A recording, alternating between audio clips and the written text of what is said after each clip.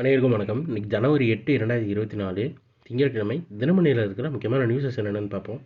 Headlines என்ன கொடுத்துருக்காங்கன்னா, தமிழகம் முழுவதும் சீரான தொழில் வளர்ச்சி முதல்வர் மு.க. ஸ்டாலின் உறுதியும் தெரிவிச்சிருக்காங்க. ரூபாய் 50,000 கோடி முதலீட்டு ஒப்பந்தம்னு தெரிவிச்சிருக்காங்க. தொழில் ஆவணங்கள் வெளியீடுன்னு தெரிவிச்சிருக்காங்க. அடுத்ததாக டைரக்டாக இன்னைக்கான திருக்குறள் என்னன்றதை பார்த்துருவோம். சொல்லுதல் யாருக்கும் எளிய அறிவாம் சொல்லிய வண்ணம் செயல்.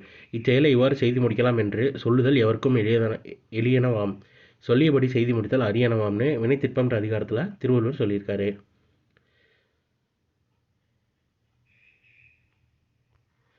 அடுத்ததாக குலசை ராக்கெட் ஏவுதளம் மூலம் தொழில் வளாகங்கள் அதிகரிக்கும். அதாவது தூத்துக்குடி மாவட்டம் குலசேகரப்பட்டினம் ராக்கெட் ஏவுதளம் அமைவதன் மூலம் அந்த பகுதியில் தொழில் வளாகங்கள் அதிக அளவு உருவாகும் என்று இஸ்ரோ தலைவர் சோமநாத் தெரிவித்தார்.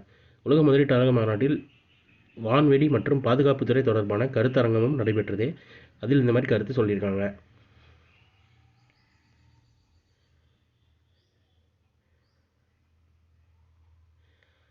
அடுத்ததாக வங்கதேசம் 4வது முறையாக பிரதமராகிறார் ஷேக் ஹசீனா. நாடாளுமன்ற தேர்தலில் அவாமி லீக் அமோக வெற்றின்னு தெரிவிச்சிருக்காங்க. வங்கதேசத்தின் 12வது நாடாளுமன்ற பொதுத் தேர்தலில் அவாமி லீக் கட்சி அமோக வெற்றி பெற்றது. இதையடுத்து அக்கட்சியின் தலைவர் ஷேக் ஹசீனா தொடர்ந்து 4வது முறையாக பிரதமராக உள்ளார்னு தெரிவிச்சிருக்காங்க.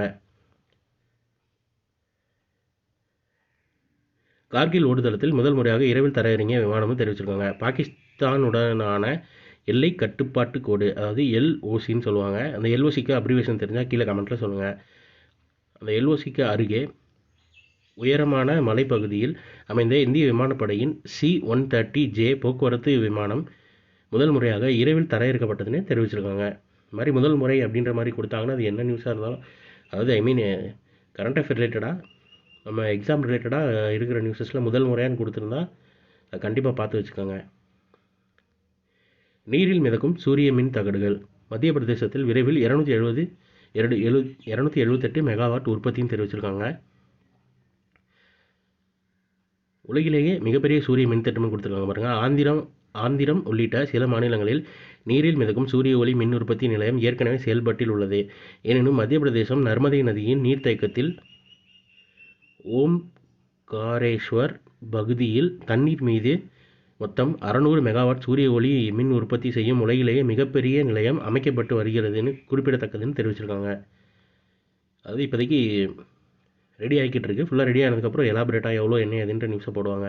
ஏன்னா அசம்ஷனை வச்சு நம்ம கணிச்சு இது இவ்வளோ வரும் அவ்வளோ வரும், நம்ம இவ்வளோ மெகாவாட் கன்ஃபார்மாக வரும்னு சொல்ல முடியாது. ஸோ அது அந்த நம்ம எப்படி ஒரு இஸ்ரோ சம்மந்தமான நியூஸ் வந்து அந்த லான்ச் ஆகிற அன்னைக்கு தான் அது எப்படி அது கரெக்டாக போயிடுச்சா, சேட்டலைட் கரெக்டாக போய் ஃபிக்ஸ் ஆகிடுச்சா, அந்த மாதிரி பார்க்குற மாதிரி இது ஃபுல்லாக எப்போ வருதுன்னு தெரில. அது வர்றப்போ அந்த நியூஸை ஃபுல்லாக பார்த்துக்கிட்டா யூஸ்ஃபுல்லாக இருக்கும். மற்றபடி எங்கே இருக்குது எப்படி வரப்போகுதுன்றதை பார்த்து வச்சுக்கலாம் நம்ம. ஸோ இன்றைக்கான நியூஸஸ் அவ்வளோதான். இதோட ஹேண்ட் ரிட்டன் PDF கீழே டிஸ்கிரிப்ஷன் லிங்க்கில் கொடுக்குறேன். வேணுறவங்க யூட்டிலைஸ் பண்ணிக்கோங்க. இதோட ஷார்ட் வெர்ஷன் ஒன்று கரண்ட் அஃபேர் நம்ம சேனலில் இருக்குது. வேணுறவங்க அதை யூட்டிலைஸ் பண்ணிக்கோங்க. ஸோ மேலும் இன்னொரு நியூஸில் சந்திப்போம். தேங்க்யூ.